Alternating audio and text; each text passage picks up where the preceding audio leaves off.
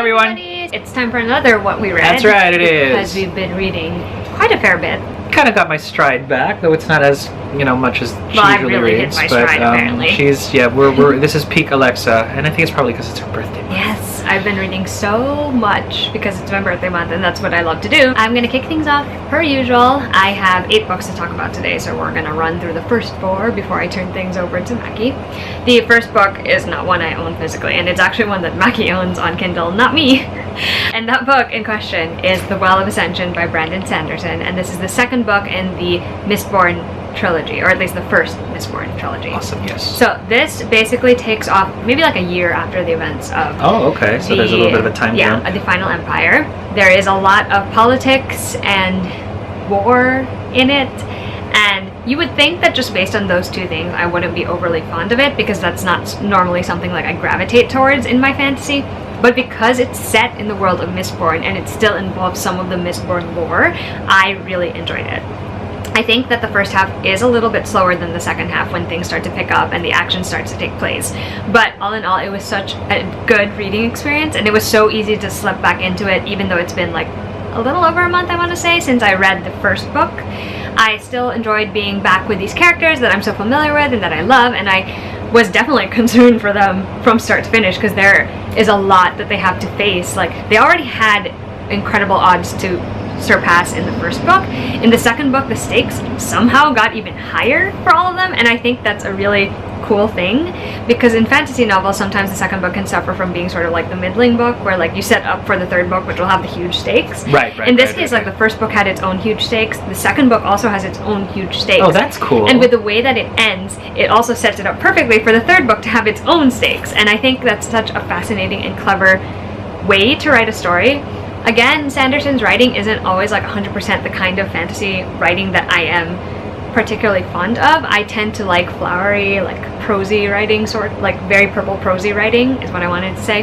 He doesn't necessarily do that, but he's also not so abbreviated that he doesn't include enough details, or he won't give you enough about a character to make you feel really invested in them. And I think that's a testament to the fact that I still really enjoy that story, even though it's not necessarily my kind of writing. Right. So I'm still very much a fan of this series. I'm very much looking forward to finding out how it ends, and I'm so glad Kristen from Super Space Chick convinced me to read it, although she's gone ahead of me now and read the third one and convinced me that I also need to read it right away. So very excited. So glad I'm finally reading the series, really, after like years of saying I would do it. So that was great. I should really get caught up on these Alcatraz Medley, Brandon Sanderson books. We know who you really are. And then the next book I read with Rachel from Hello Jelly for Friends with Arcs, which is a feature we do, and I've talked about it a few times. And the book is The Girl the Sea Gave Back, which is by Adrienne Young. And this book is being published by Wednesday Books in September, so not long now. It is a companion to her debut novel, A Sky in the Deep, and it features 2 different characters from the first book. So we have, on the one hand, Tova, who was basically sent away from her people when she was very young, and she somehow ends up in the care of a different tribe. And then you have Halvard, who is actually a character in the first book. He's grown up now. It's been years since the events of the first book, and he is basically the example of what the end result of the ending of Sky in the Deep would have offered for a younger generation, which is very vague, I know, but like I don't want to spoil that book, because that book is also very good and I would highly recommend it. So The Girl the Sea Gave Back, it's a very good book, and I quite enjoyed Halvard and Tova's characters because they're very different from Elin, who is the main character of the first book. Tova is basically just surviving. She doesn't have a specific place in the world. She's trying to fit in with this tribe that's not her own, and she has all these things that being with her tribe would have taught her. So being with her own tribe would have taught her these things, but being with a stranger tribe to her, like a stranger to her tribe, obviously limits what she can learn. And so she's searching for that. Like, she has carved out a place for herself there, but it's not a safe or stable place. And then on the other hand, you have Halvard, who has a definite specific place as the person who's going to inherit the chiefdom of the tribe, I want to say.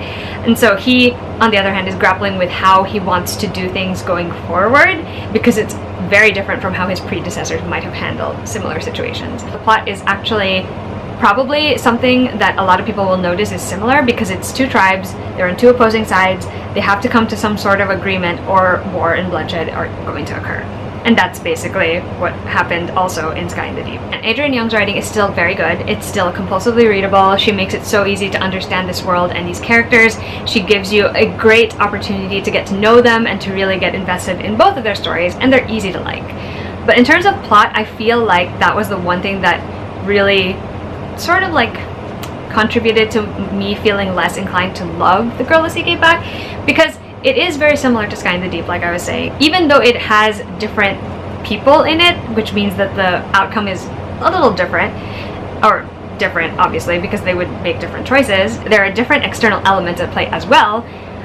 It was a little too similar, and even though I haven't read Sky in the Deep in like a year, like I still could see the similarities so clearly. And for me, that was definitely to the book's detriment overall. It was still good.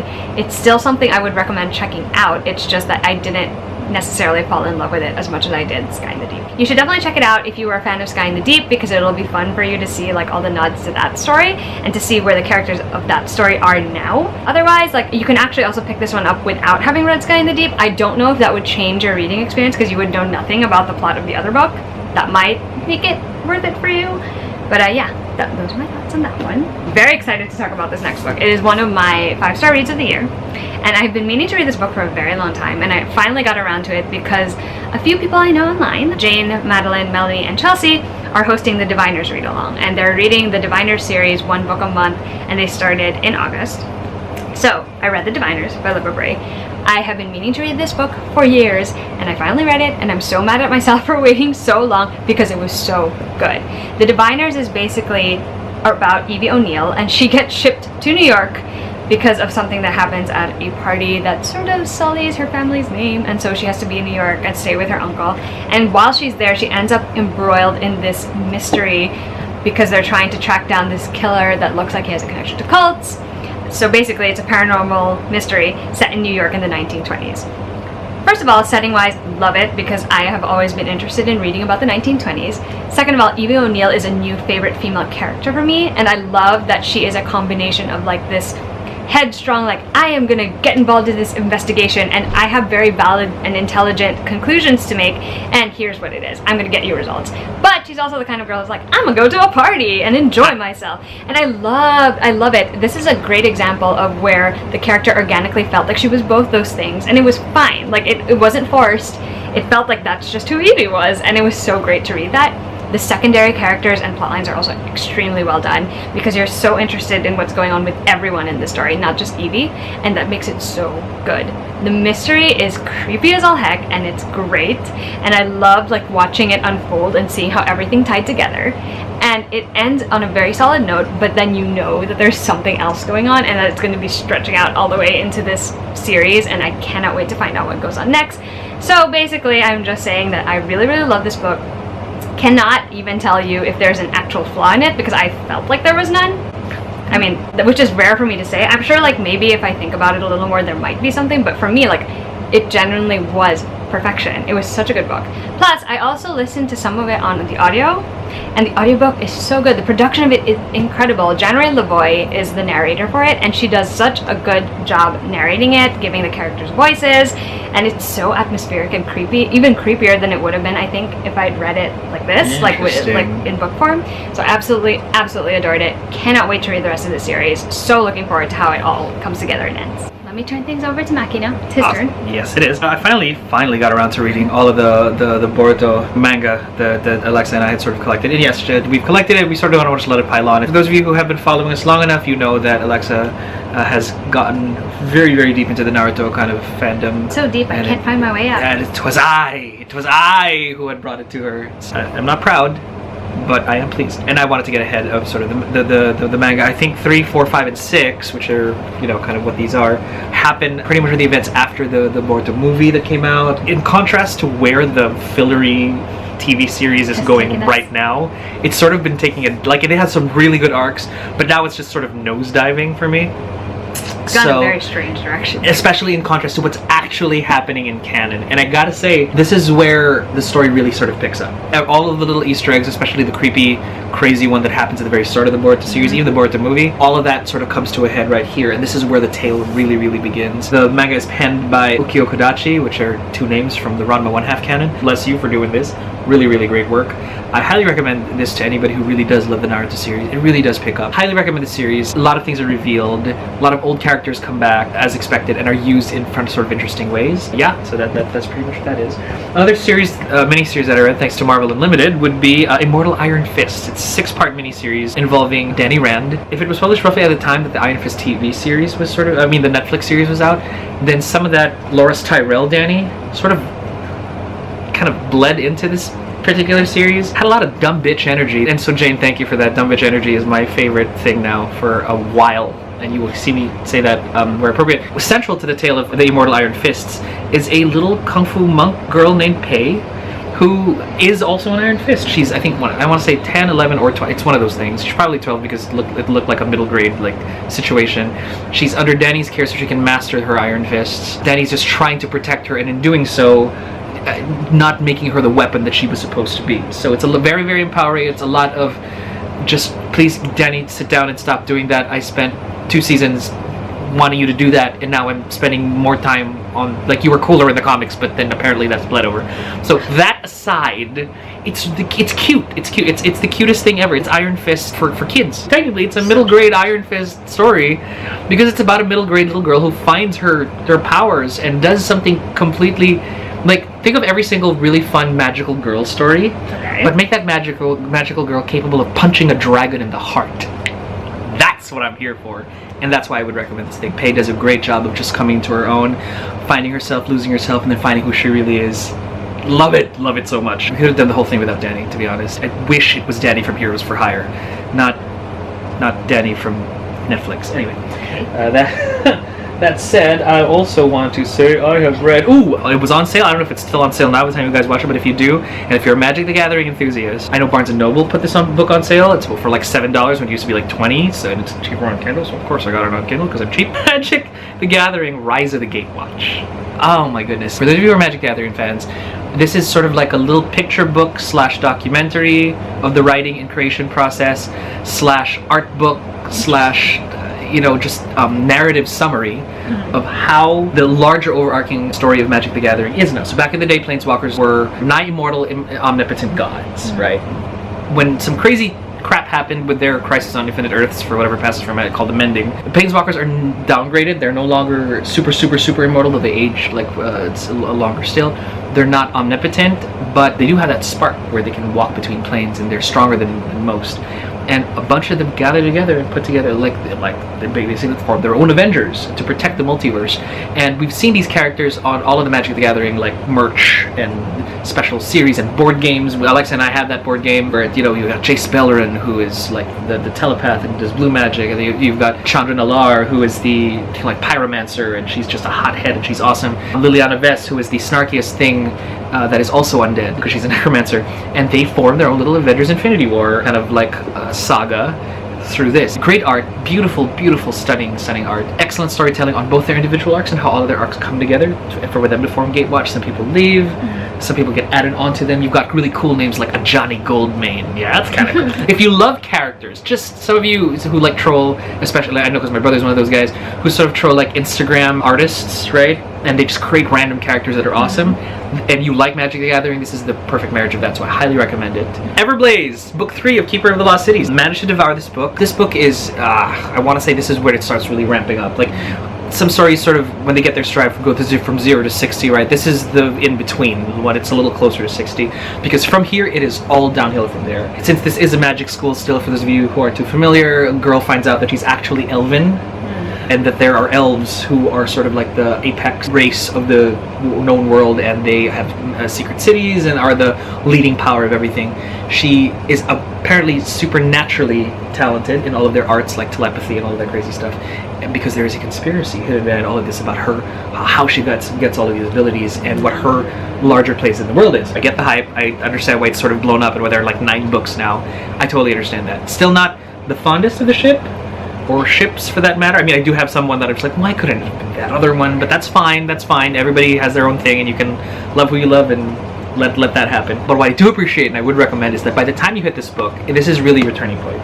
Because this book ends in the best way as far as stakes are concerned, and as far as oh my god, I have to find out what happens next now. Interesting. Yeah. So if you are not sold by here, this is a good exit round for you. It's like the Goblet of Fire of that series. You know what? It is exact. Thank you. I was gonna go there. I was absolutely going to go there. It is absolutely like the Goblet of Fire, where there is no turning back from here.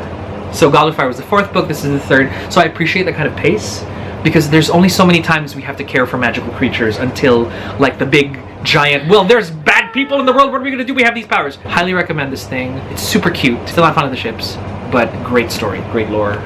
Happy to share. Okay, so Mel from Macky and I are making a tiny project of reading books by Filipino-American authors or Filipino authors. Oh, cute, yes. During August, as much as we can. And so the first book that we kick things off with is Faker by Sarah Smith.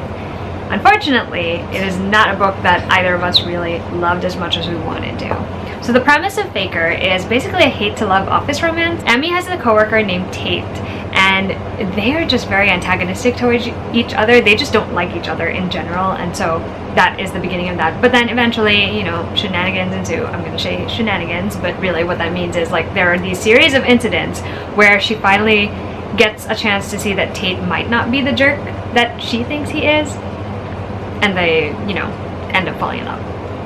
And it sounds on the surface like it would have been a very, you know, cute contemporary romance. This is not badly or poorly written. In fact, it's like written in a way where it's so easy to like fly through chapters, and that's a good thing.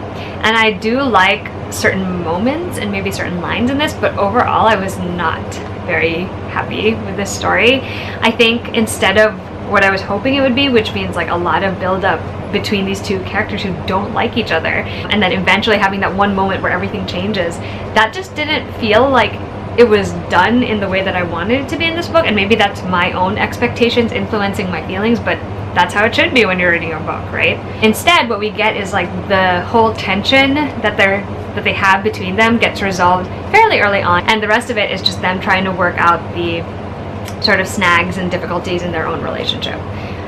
And then there's the ending, which I can't talk about without spoiling it, but suffice to say, the ending just like was not my cup of tea. I was not pleased with where it went. We are not pleased. With this big conflict that got thrown into the story at the very end of it. So unfortunately, this one just wasn't for me. It wasn't my cup of tea, as much as I think it's so cool that there is a, you know, mainstream romantic comedy type story that is coming out there that has a Filipino main character, which is pretty cool.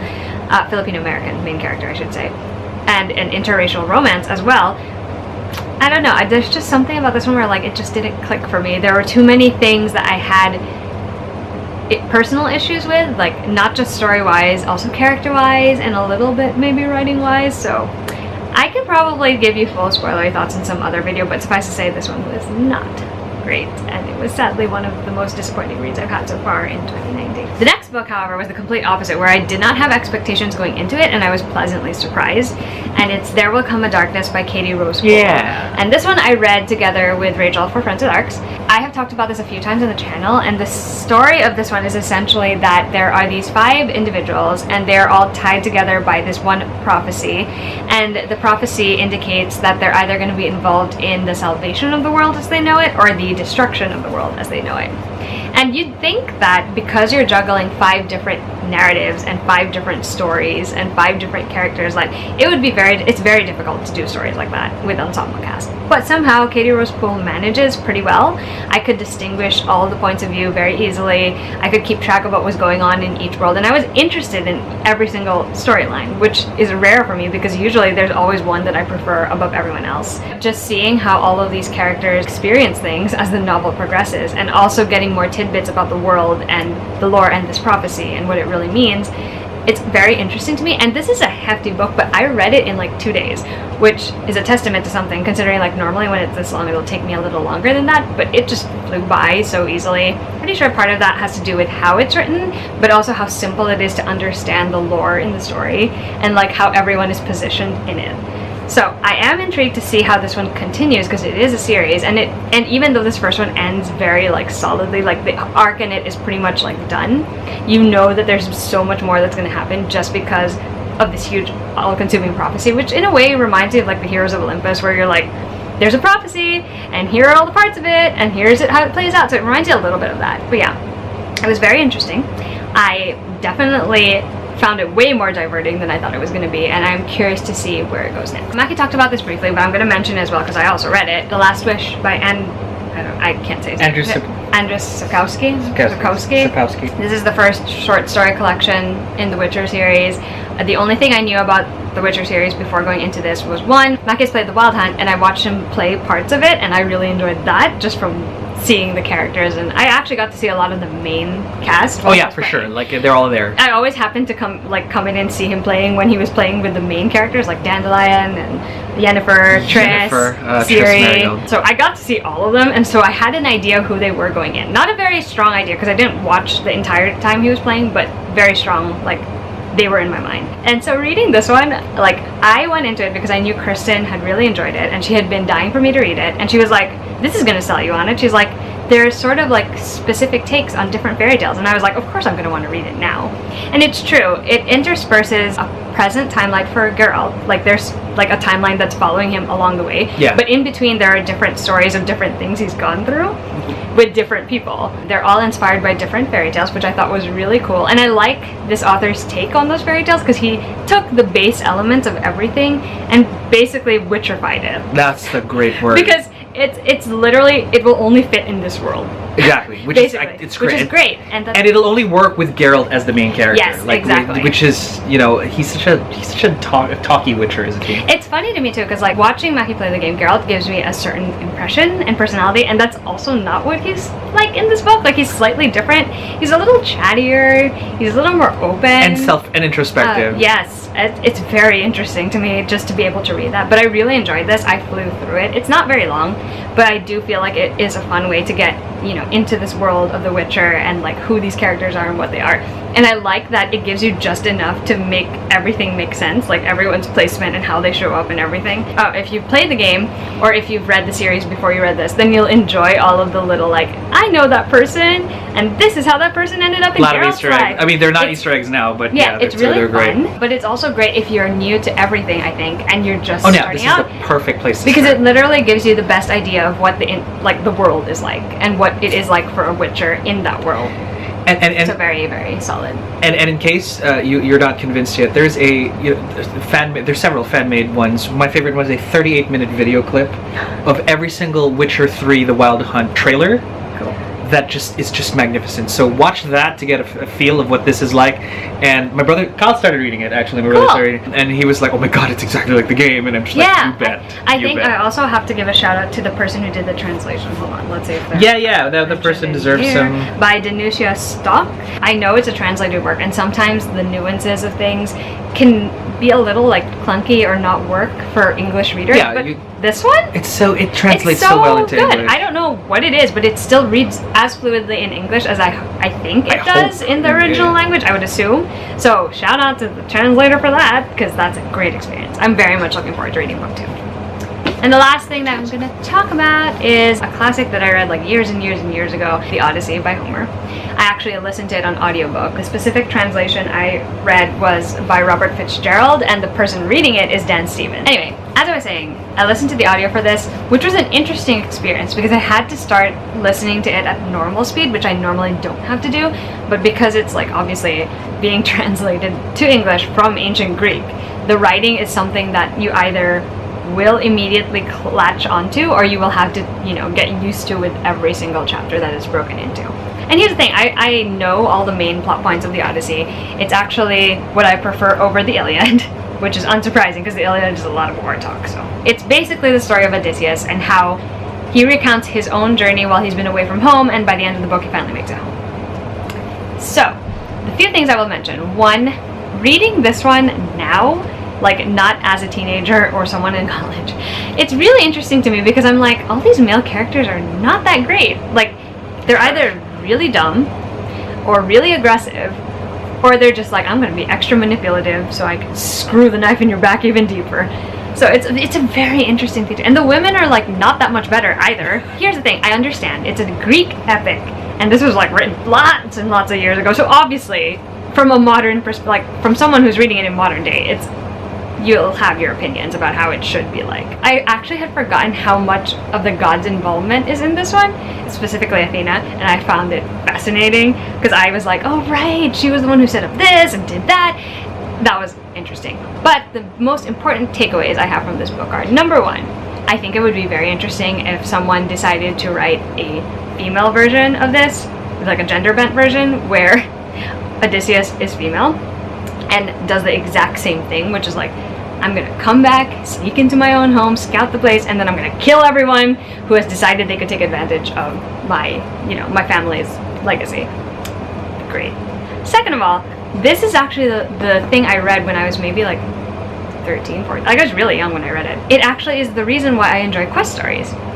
Because the real highlight of the Odyssey, in my opinion, is when he recounts his adventures from the very beginning. And he's like, oh, so we sailed this way, we got trapped on this island, and we had to figure out like a solution to not get eaten by Cyclops. And then we went this way, and then we got trapped on this other island, and there's a sorceress who lives there. And I realized this is generally the thing that made me love quest stories, because I'm like, this is one of the earliest examples of it that I can remember reading. And I'm like, no wonder I like quest stories. So clearly that was very influential when I was a teen. I do recommend the audio because Dan Stevens' voice is it's great. I will say it is very difficult, obviously, to read something that was translated from ancient Greek into English because the phrasing is very specific. Yeah, and you wouldn't be able to like consult somebody about what it really meant. And sometimes the imagery is like interesting, like the choices are interesting, and it can go on and on about specific things and then completely shut down one thing in 2 sentences. So it's a very interesting thing for me. But I did have fun rereading it by audio. I think it's fun that I realized how much it influenced what I like in stories, so that was a good experience. Awesome. Those are all the books that we are going to be talking about for today's What We Read. We hope you enjoyed this video. If you did, give it a thumbs up or leave us a comment to talk about any of the books or series that we are just chat in the middle of. And we will see you guys for another What We Read very soon.